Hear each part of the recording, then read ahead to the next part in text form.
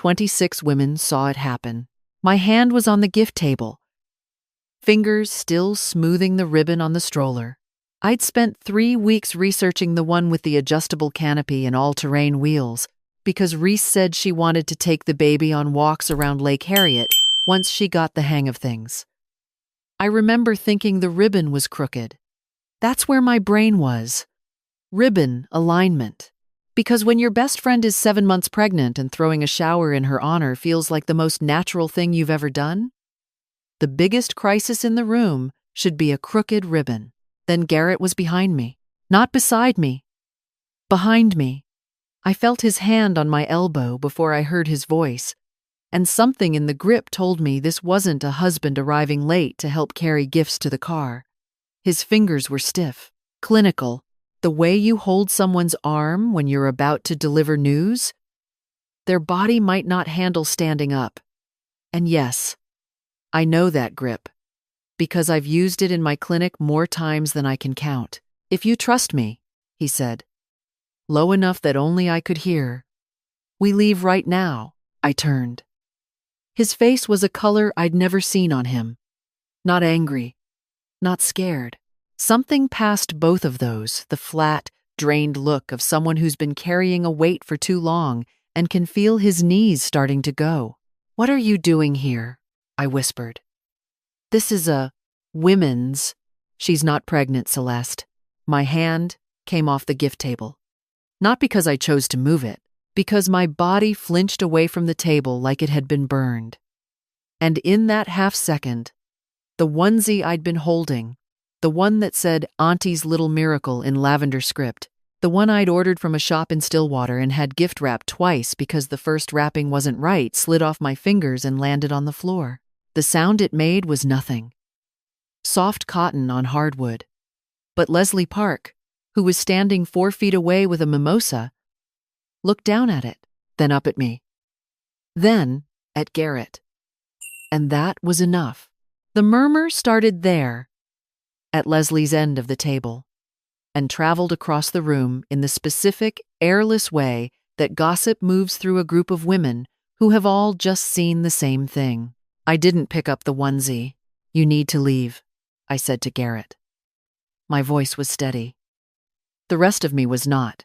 Not without you. You're embarrassing me in front of...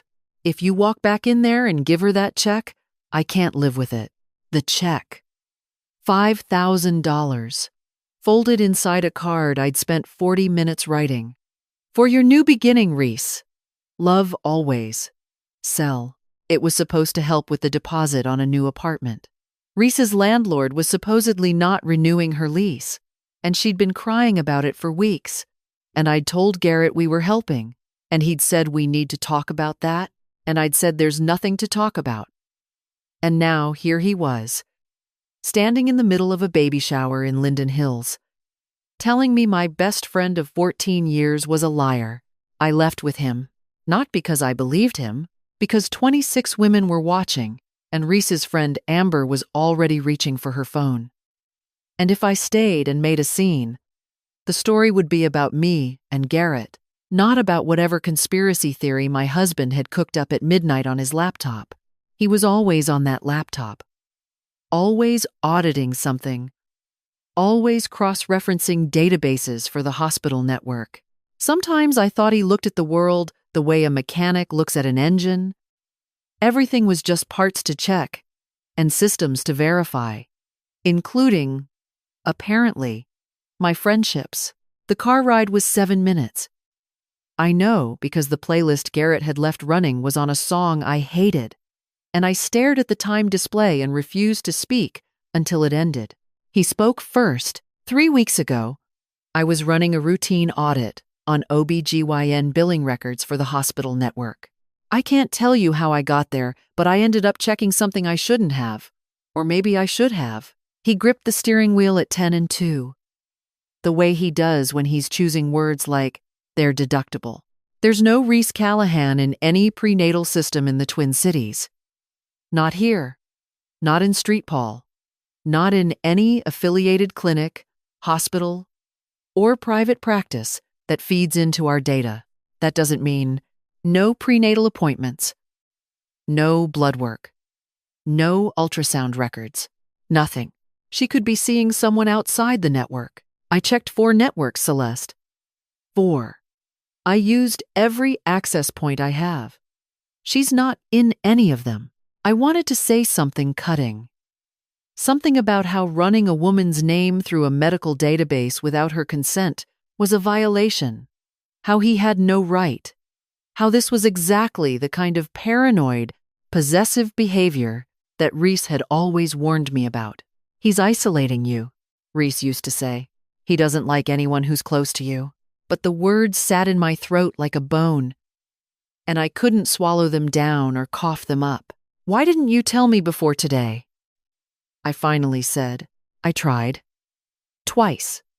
The first time, you told me I was jealous of your friendship. The second time, you left the room. That was true. I remembered both times, and I remembered the specific, practiced motion with which I'd shut him down. The same way I close a patient file when I don't want to see what the assessment says. We pulled into the driveway. I opened my door before he'd fully stopped the car. Celeste, I didn't turn. You don't owe someone your loyalty just because they gave you their sadness first. I went inside, closed the bedroom door, sat on the edge of the bed with my coat still on and my purse still over my shoulder, and I stared at the wall for a long time. My hands were shaking. Not from cold, from something I didn't have a name for, yet a phantom sensation, the way amputees describe feeling a limb that's already gone.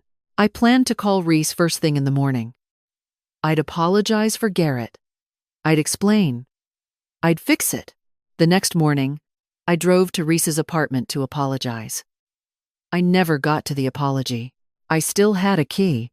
Reese had given it to me 3 years earlier. After her second breakup with a man named Dustin, who she said threw a plate at the wall during an argument.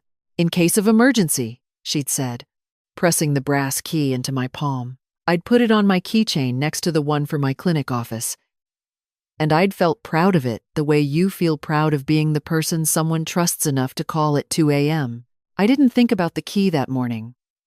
I just drove to Reese's apartment on Lyndale, parked in the alley behind the building because the front spots were taken, and let myself in. She wasn't home. Saturday morning prenatal yoga, she'd told me. Every Saturday at 8. The studio was on Hennepin, and she always went for oat milk lattes afterward. So I had at least an hour. I wasn't there to snoop. I was there to wait, to sit on her couch and rehearse my apology, and maybe arrange the baby gifts that I assumed she'd brought home from the shower after I left. I pictured her opening them alone, and the guilt made my sternum ache. The apartment was quiet. Morning light through the east-facing window, catching dust motes above the kitchen counter. Everything looked the way it always looked. The macrame plant hanger Reese bought at a flea market. The stack of magazines she never read. The half-burned candle that smelled like something called Coastal Grandmother. Normal. Lived in. Reese. I went to the bathroom for the vitamin D gummies. I'd bought them for her 6 weeks earlier. The brand her supposed OBGYN had recommended. Prenatal grade. $42 a bottle. Which Reese had thanked me for with a hug and a photo on her Instagram story. Best auntie already, and the baby isn't even here yet. I'd screenshotted it. Sent it to Garrett. He hadn't responded. The gummies weren't in the medicine cabinet. What was in the medicine cabinet was Advil, 3 shades of dry shampoo, and a tube of retinol that no pregnant woman would touch. But that didn't register yet. What registered was the receipt on the edge of the sink, folded once, like she'd pulled it from her pocket and left it there the way you leave a gas station receipt without thinking, because it didn't matter. CVS. Dated 2 days ago. 1 bottle of Merlot. 1 pack of Marlboro Lights. 1 box of Plan B. I read it 3 times. The first time, the words were just words. The second time, my hands did something involuntary. They turned the receipt over, as if checking for a different version on the back. The third time, I heard the bathroom fan cycle off and back on, And in that silence between the two sounds, the information landed. Plan B at 7 months pregnant. I set the receipt back exactly where I'd found it. Then I walked into the living room and looked at the apartment of a woman who was supposed to deliver a baby in 8 weeks.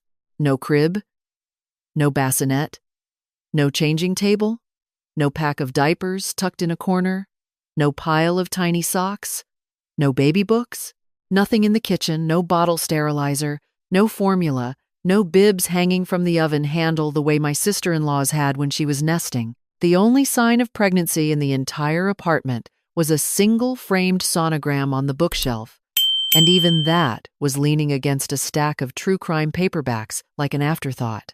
I opened the hall closet. Winter coats, boots, a yoga mat. I opened the bedroom closet. Clothes, shoes, a suitcase. I opened the dresser. Sweaters in the top drawer, jeans in the second. And in the third, under a folded scarf, a flesh-toned silicone pad with an elastic strap. The kind of thing I'd only seen in theater supply catalogs. Or in that one episode of a show I couldn't remember the name of. Rounded, weighted, designed to sit under a shirt and look exactly like a 7-month belly. My hands didn't shake when I held it. They went still. Perfectly. Completely still. In occupational therapy, we call that a freeze response, when the motor cortex receives too much conflicting input and decides the safest thing to do is nothing. I stood in Reese's bedroom holding a fake pregnant belly, and I did nothing for what felt like a long time. Then I put it back, folded the scarf over it, closed the drawer. I walked to the kitchen because I didn't know where else to go, and I opened the refrigerator because my body needed a task. 6 bottles of rosé, a jar of pickles, a wedge of brie that was past its date. The pickles, I supposed, were the only honest thing about this pregnancy. I locked the apartment behind me, drove home, did not call Reese, did not cry, sat in my car in the driveway for I checked the clock. When I finally moved 22 minutes, the engine was off, the heater was off. It was 41 degrees outside and my breath was making small clouds against the windshield, and I watched each one form and dissolve and form and dissolve, and I thought about how easy it is to see your own breath when the air is cold enough, and how strange it is that something invisible becomes visible only when the conditions turn harsh. Garrett was in the kitchen when I came in, pouring coffee. He looked at my face and set the mug down slowly, the way you set down something fragile when you realize you're going to need both hands. "How long have you known?" I said. He didn't ask what I meant. 3 weeks. Maybe a little longer. You tried to tell me. Twice. I told you that you were jealous of my friendship. Yes. And the second time? I left the room. You closed the door, actually. But yes, I sat down at the kitchen table. The wood was cold under my forearms. I pressed into it deliberately, a grounding technique I teach patients who are dissociating. Which, I realized, was exactly what I was doing. "I need you to tell me everything," I said. "Start with the databases." Garrett pulled out the chair across from me. He opened his laptop, the same laptop I'd resented every night for 3 years. The one I'd told him made me feel like I was married to an algorithm. He turned the screen toward me. "I ran her name through every OB/GYN network in the Twin Cities," he said. 4 networks. Every hospital, every clinic, every private practice that feeds into our billing system. No Reese Callahan, no prenatal appointments, no blood work, no ultrasound records. I stared at the screen. Rows and columns. Search fields. 0 results. She could be using a different name, I said, and hated myself for how it sounded like a defense attorney reaching for a technicality because the evidence is already on the table. Garrett didn't argue. He just said, "She could be," and waited. He was giving me room to arrive on my own. The same way I give patients room when the assessment results are worse than they expected, and I can see them trying to rewrite the numbers in their heads. You don't push. You wait. You let the truth settle at its own speed. I need 24 hours, I said. Before we do anything, he nodded. And Garrett? Yeah, I'm sorry I closed the door. He didn't say it's okay because we both knew it wasn't.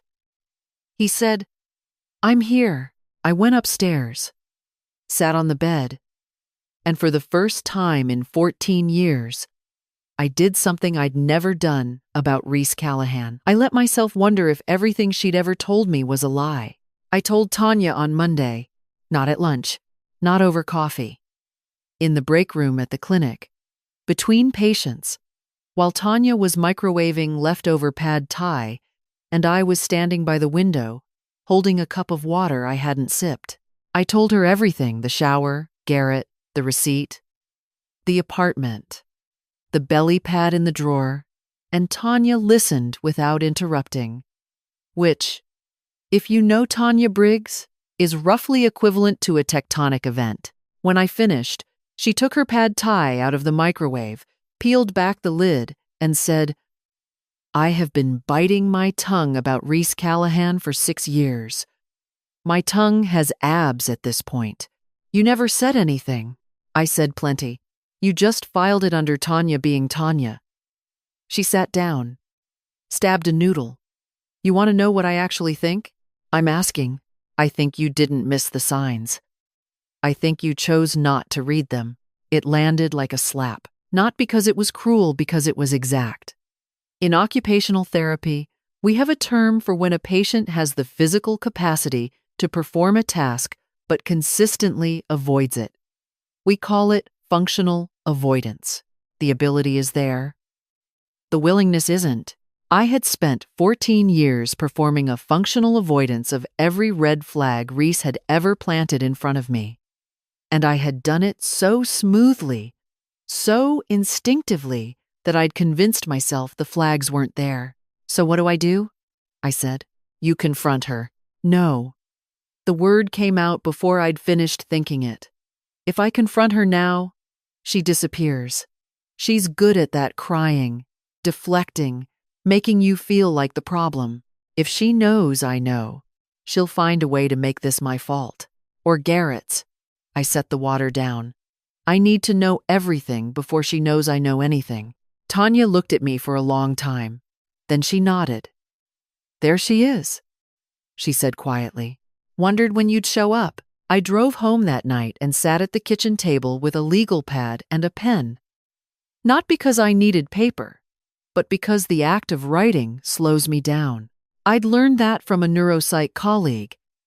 Handwriting activates different processing than typing, more deliberate, less reactive.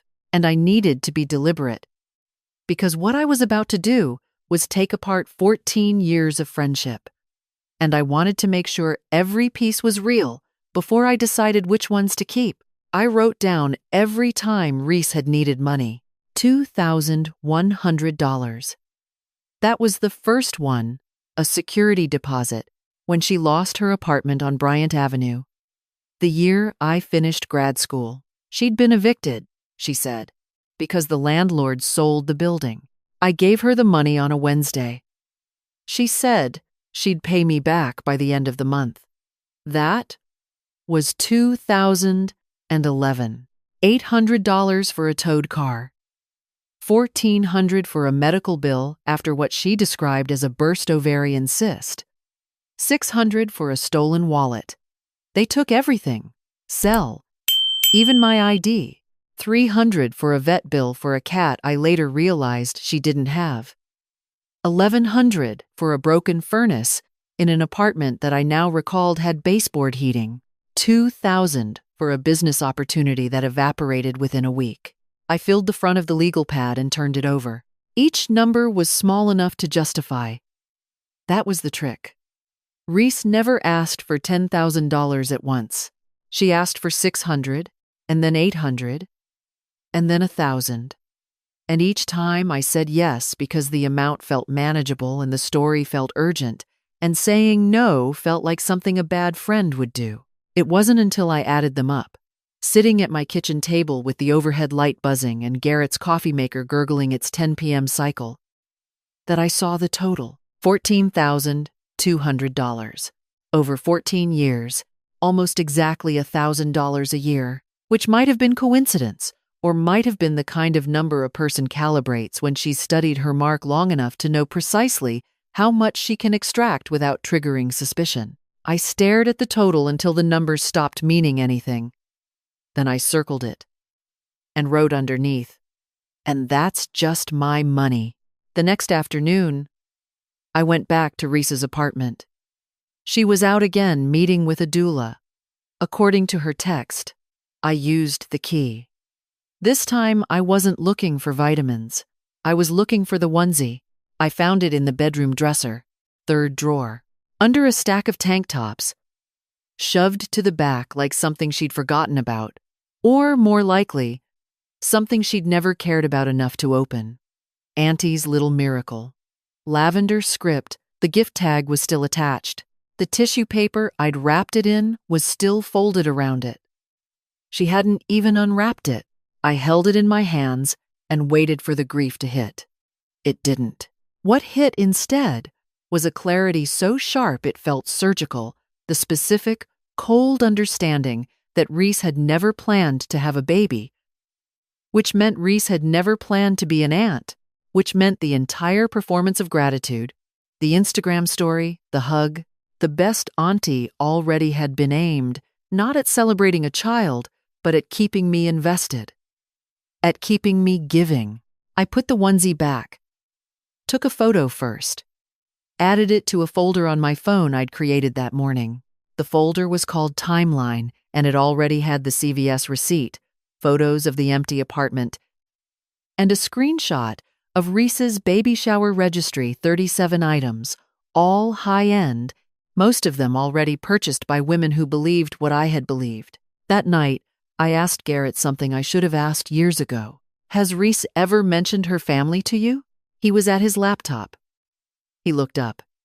"She told me she was an orphan. Both parents dead. Car accident when she was 9. That's what she told me, too. The same story. Word for word. 15 years ago." Garrett was quiet for a moment. Then he closed the laptop halfway, not all the way people do when they're about to say something they've been holding. "I found a woman named Linda Callahan in Duluth," he said. 63 years old. Listed at an address on East 4th Street. "She's alive. Celeste, I didn't speak. I haven't contacted her. I wanted to tell you first. The floor had been dropping out from under me for 3 days, and I'd thought I'd adjusted to the sensation the way you adjust to turbulence on a long flight, gripping the armrest less, breathing slower. This wasn't the floor dropping. This was finding out the floor had never been real. That Reese hadn't just lied about a pregnancy. She might have lied about being an orphan, about the dead parents, about the car accident when she was 9, about the foundational sadness that had made me reach across a bar counter and say, "You can always come to me." "Every time I think I've found the bottom," I said. Another panel slides open. Garrett reached across the table and put his hand over mine. He didn't say, "It'll be okay." He didn't say, "I told you so." He just held on while the floor kept going. That night, Garrett sat me down with his laptop again. "There's something else," he said. His voice had a quality I hadn't heard before. Careful in a way that wasn't about protecting himself. It was about protecting someone, and this one involves my mother. Garrett told me about his mother the way surgeons deliver bad news, sitting down, hands visible, voice level. "Reese has been visiting my mom since January," he said. 8 months. She told Mom the father left and she had no family and no insurance. And Mom, he stopped, swallowed, started again. Mom gave her $23,000. The number didn't register immediately. It sat in the air between us like a foreign object, too large to process, too specific to misunderstand. $23,000 from Diane, who lived on a teacher's pension in Edina and still drove the Camry she'd bought the year her husband died because she said new cars felt like an extravagance she hadn't earned. "How?" I said. Not a question, a sound. Personal checks: $8,000 for a nursery, $7,000 for medical bills, $5,000 for baby furniture, $3,000 for maternity essentials. He'd memorized the amounts. I could tell because he recited them the way he recites audit findings in order, without inflection. Mom gave her a check every few weeks. Reese told her to keep it between them.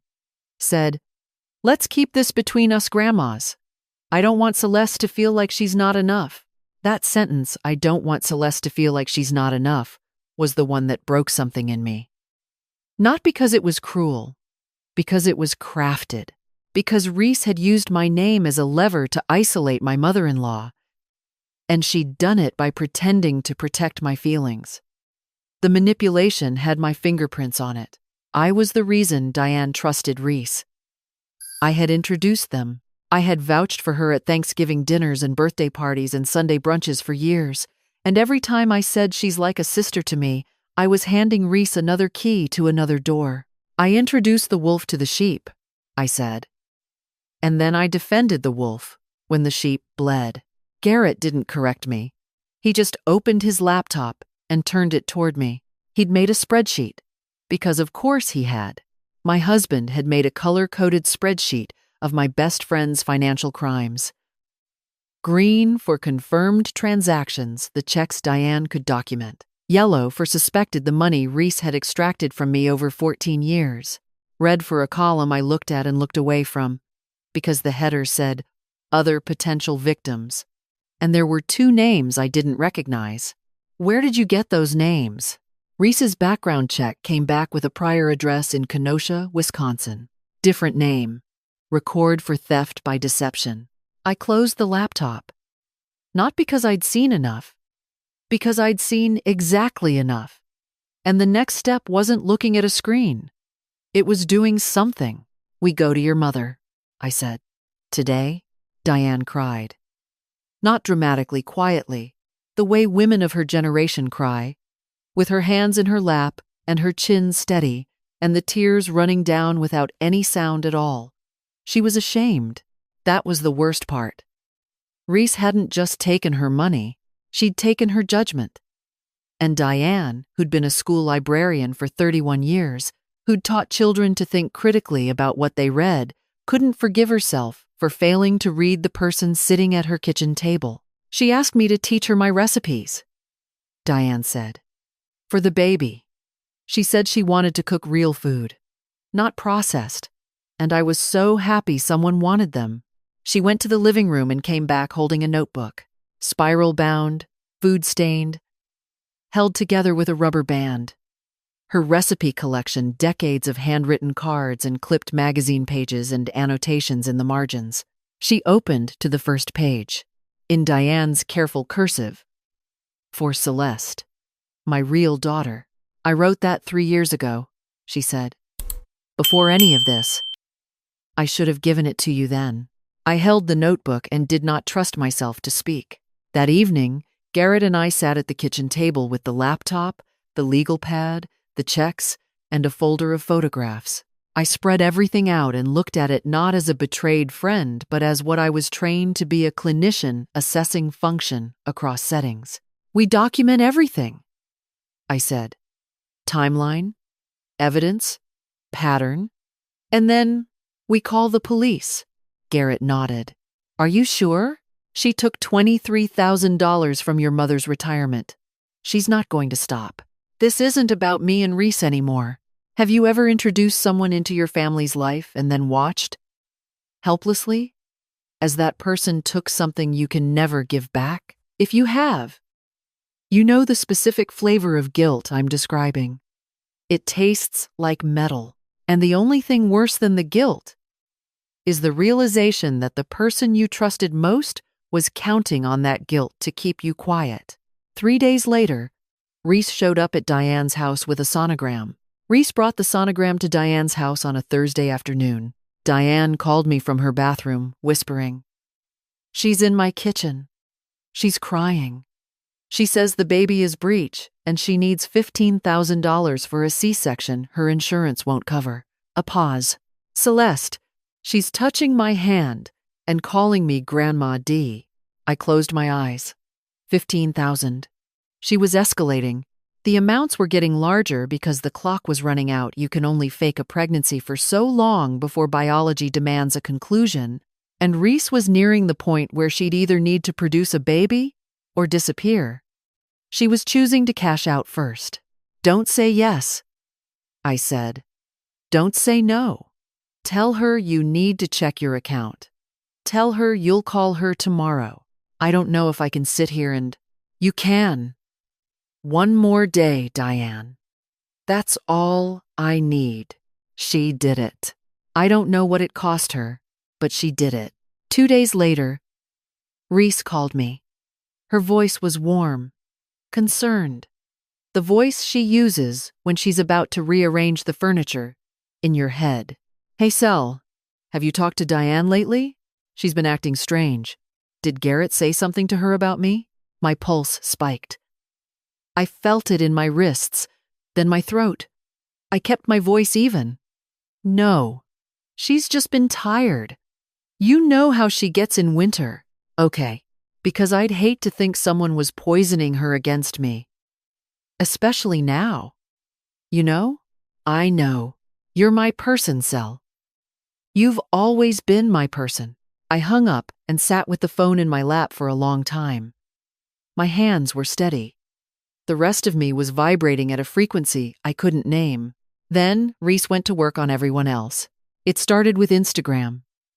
A photo of her belly, the prosthetic belly, under a soft gray t-shirt, backlit by window light. The caption was 3 paragraphs long and mentioned no names. But the subtext was unmistakable. Some people are trying to isolate a single pregnant woman from her support system. I don't understand why anyone would do that. All I've ever wanted is to be a good mom. The comments came fast. So sorry, Mama. You deserve better. And sending love, Queen. And who would do this to a pregnant woman? She used a Valencia filter on the bump photo. I don't know why that was the detail that made me laugh. But it did. Fraudulent pregnancy. But make it aesthetic. Within 24 hours, 3 mutual friends texted me. The first was gentle.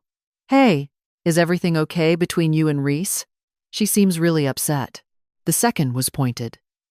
Celeste, I don't know what happened at the shower, but Reese is saying Garrett was aggressive. Should we be worried about you? The third was a screenshot of a group chat I hadn't been added to, forwarded by someone whose conscience apparently outweighed their loyalty to the chat. 14 women discussing whether Garrett was controlling, whether I was changing, whether someone should check in on Reese because she has no one else. 14 women, the same women who'd been at the shower, the same women who'd watched me get pulled out. And now Reese had turned the story not into Celeste left the shower early, but into Celeste's husband is abusive, and Celeste is being manipulated into abandoning her pregnant best friend. I sat at my desk at the clinic and stared at the screenshot and felt something I hadn't felt yet. Not anger, not grief, doubt. What if I was wrong? What if the receipt was someone else's? What if the belly pad was a joke? Or a prop for a photo shoot? Or some explanation I hadn't considered? What if Garrett's databases had a glitch? What if I was about to destroy a 14-year friendship? A real one. Because my husband had a theory, and I was too shaken to think straight. The doubt lasted 40 minutes. I know because I let it run. I sat with it the way I sit with patients who are resisting their diagnosis. Not arguing, not correcting, just letting the resistance breathe until it wears itself out. And when it wore out, when the 40 minutes were done, I opened my laptop and went through the folder. CVS receipt. Dated, time-stamped, purchased with Reese's rewards card. Prosthetic belly, photographed in situ. Onesie with the tag still on. $23,000 in canceled checks from Diane. An empty apartment with no crib, no diapers, no bottles, no evidence of a child expected in 8 weeks. I let myself break for 1 hour. Closed my office door, put my forehead on my desk, and cried in the specific, ugly way that happens when you're grieving something that was never real. Not quiet tears, the kind that make your ribs hurt. Then I washed my face, reapplied the mascara I never wear but had put on that morning for reasons I didn't examine. And I called Garrett. The sonogram she gave your mother, can you reverse image search it? 10 minutes later, he called back. Stock photo. First result on Google. The name on it says Calloway, not Callahan. She didn't even bother to edit it. Okay, I said. Celeste, I'm calling the police. Are you sure? She's not going to stop. She's already asking your mother for another $15,000. She's turning our friends into a shield. And somewhere in Wisconsin, she did this to another family. I pulled my keys from my purse. This isn't about my feelings anymore. This is about the next person she finds. I called the non-emergency line for the Minneapolis Police Department at 9:14 on a Tuesday morning. The woman who answered transferred me to financial crimes. The detective's name was Marcia Holm, and the first thing she said was, "How much are we talking about?" When I told her, she didn't gasp. She just said, "Go on." The night before, I couldn't sleep. Not because I was afraid, because I was grieving. And grief doesn't follow a schedule, it ambushes you at 2 a.m. When the house is quiet, and the dog is breathing on the floor, and your husband is asleep beside you. And the only sound is your own mind running its inventory of everything you're about to lose. I sat in the kitchen with my phone and scrolled through 14 years of photos. Reese and me at the state fair, holding corn dogs, laughing at something I couldn't remember. Reese asleep on my couch after her breakup with Dustin, wrapped in the Afghan Diane had crocheted. Reese at our Friendsgiving 2 years ago, standing in my kitchen with a wine glass raised, making a toast about chosen family. To the people who choose us when the world doesn't, she'd said. Everyone cried. I cried the hardest. Were any of those tears real? Hers, I mean. Mine were. I know mine were. But sitting in my kitchen at 2:14 a.m., looking at 14 years of a woman's face, I couldn't tell anymore which version of her had been in the room at any given moment. The person or the performance. I did what I do when a patient's case stops making sense. I went back to basics. I ran a functional assessment. Across 14 years. Across every setting: home, social, financial, emotional. And the clinical picture was this. I was her adaptive equipment. She used me to function in a world she couldn't navigate alone. And the moment I stopped being useful, she would have moved on. She always does. That was the lesson. Not that I was stupid. Not that I was weak. That loyalty without discernment is just a door you leave unlocked for anyone who knows how to knock softly. I put the phone down. I went back to bed. And I slept not well, but enough. I chose the cafe on purpose. Not Reese's apartment. Not my house. A coffee shop on 43rd and Upton that we'd been going to since 2013.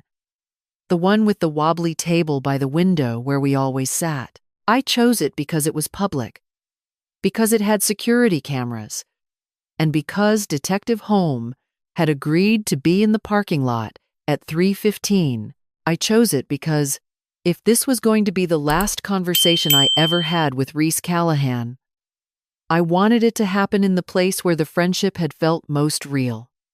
I needed that. I needed the contrast. Reese arrived at 3:08.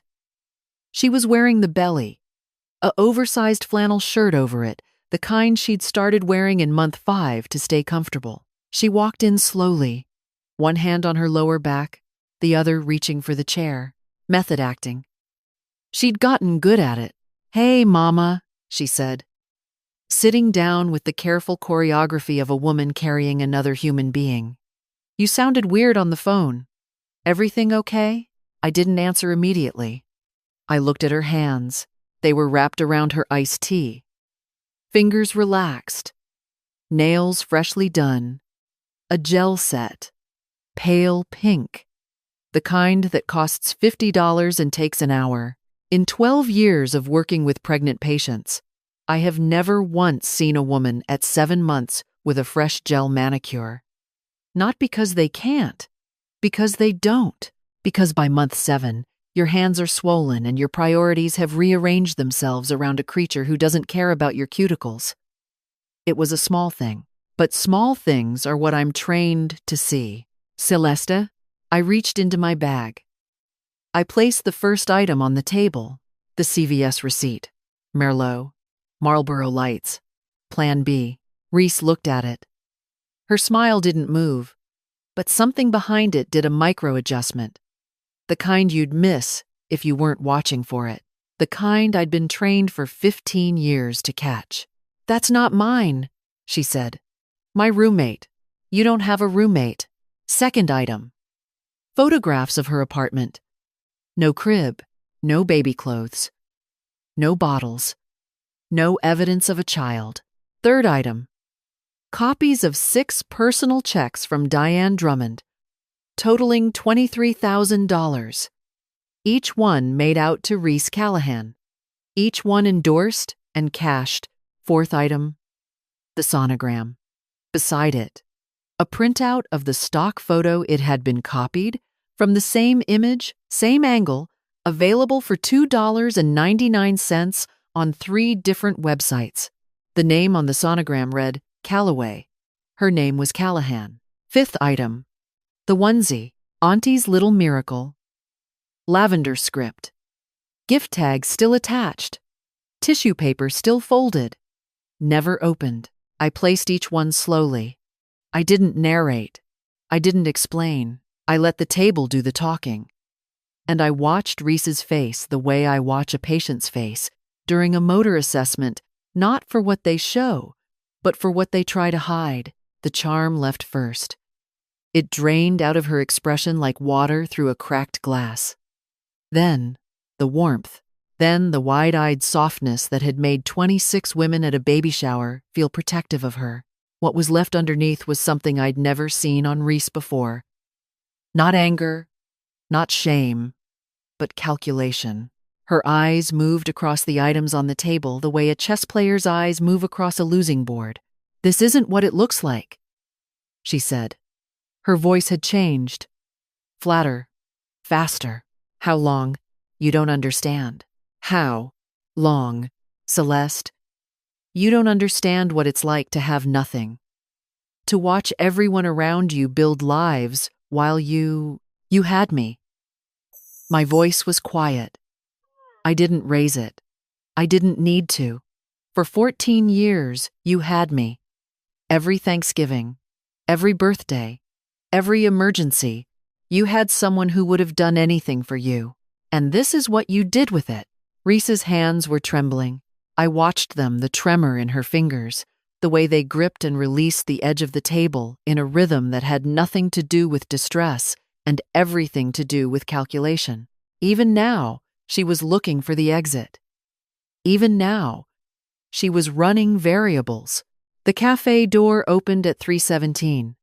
Detective Marcia Holm walked in with a folder and a calm that suggested she'd done this before. She introduced herself. She was polite. She was brief. "Miss Callahan. We have documentation of approximately $23,000 obtained from Diane Drummond through fraudulent representation. We also have a prior from Kenosha, Wisconsin, different name, same pattern. I'm going to need you to come to the station with me." Reese's face went through 3 expressions in 2 seconds. Shock, anger, and then something that settled like a mask, a final, practiced blankness. She stood. She pulled the prosthetic belly strap slightly. An unconscious adjustment, and the absurdity of the gesture fixing a fake pregnancy in front of a detective would have been funny if it hadn't been the saddest thing I'd ever seen. At the door, she turned back. She looked at me, not at the evidence, not at home, at me, and said the last thing she would ever say to me in person. You were always so easy to love, Celeste. That was the problem. She left with Detective Holm at 4:17 p.m. I know, because I looked at my phone. Not for the time. For Garrett's name. I pressed call before I could talk myself out of it. When he answered, I said the only thing I could think of. You were right. About everything. And I'm sorry it took me this long. If someone you've known for a decade sat across from you right now and put evidence on the table, evidence that everything they told you was a lie, would you stay and listen? Or would you walk away? I stayed. And I don't know if that makes me brave or just someone who needed to see the mask come off with her own eyes. The week after was the quietest week of my life. Reese was charged with theft by deception under Minnesota statute. Detective Holm called me on Wednesday to say that the Kenosha case had resurfaced a family named Overton, a woman named Renee Calloway who'd befriended them through a church group, fabricated a cancer diagnosis, and extracted $19,000 over 11 months before vanishing. Same playbook. Different name. Different city. Same woman. I asked Holm if the Overtons got their money back. She was quiet for a moment and then said, some of it. Diane's case was stronger, the checks were documented, the fraud was recent. And the fake pregnancy added a layer that made prosecutors interested. Restitution was ordered. Not the full $23,000. Not immediately, but enough that Diane wouldn't have to sell the Camry. That was the benchmark I'd set in my head without telling anyone. Diane keeps the car. It wasn't justice. It was arithmetic. But sometimes arithmetic is the closest thing to justice you get. The mutual friends found out in stages. Some called me to apologize. Some texted. Some did nothing, which I understood better than the apologies, because silence after being wrong is its own kind of honesty. I didn't hold it against any of them. They had believed what I had believed, and I couldn't punish them for a blindness I'd shared. I did one thing that surprised me. I went through my phone and deleted 14 years of photos of Reese. Not angrily, slowly, the way you clear out a closet of clothes that no longer fit. Each photo was a small funeral. I let myself feel each one. The state fair, the Friendsgiving toast, the night she slept on my couch, the birthday she showed up with a cake she'd ordered from the wrong bakery, and we'd eaten it anyway, laughing about the misspelled name. I kept one photo. Just one. The two of us at Lake Harriet, summer of 2016, standing on the dock with ice cream cones. I kept it not because I missed her. I kept it because I needed to remember what it looks like when I refused to see. The apology to Garrett didn't happen the way I'd imagined. I'd pictured something cinematic, me standing in a doorway, backlit, saying the perfect words. What actually happened was a Tuesday night. I was washing dishes. He was drying. The radio was on. Something with a piano that neither of us was listening to. And the kitchen smelled like the garlic bread we'd made because neither of us had felt like cooking anything more ambitious. I stopped washing. My hands were still in the water. I turned to him and said, I owe you more than an apology. I owe you the kind of trust I gave someone who never earned it. And I want to spend the rest of whatever this is making sure you know you already have it. Garrett set the dish towel down. He didn't say anything. He took my hands out of the water and dried them with the towel. Slowly, the way you handle something you've been waiting a long time to hold. Then he pulled me in, and we stood there in the kitchen with the radio playing and the faucet still running, and neither of us moved to turn it off.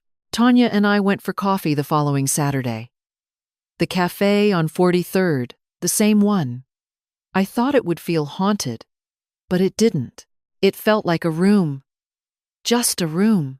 For what it's worth, Tanya said, stirring her latte with more concentration than the task required. I never liked her cheese dip either, I laughed. It came out rough and sudden, like something that had been stuck. You told me it was good. I told you it was interesting. There's a difference. It tasted like cream cheese and audacity. Diane came for Sunday dinner the following week. She brought the recipe notebook. She set it on the kitchen counter next to the breadbasket and didn't say anything about it until we were clearing the plates. Then she opened it to the first page, the one with her handwriting, the one I'd seen at her house the night she cried. For Celeste, my real daughter. I wrote that 3 years ago, she said. Before all of this, I should have given it to you then.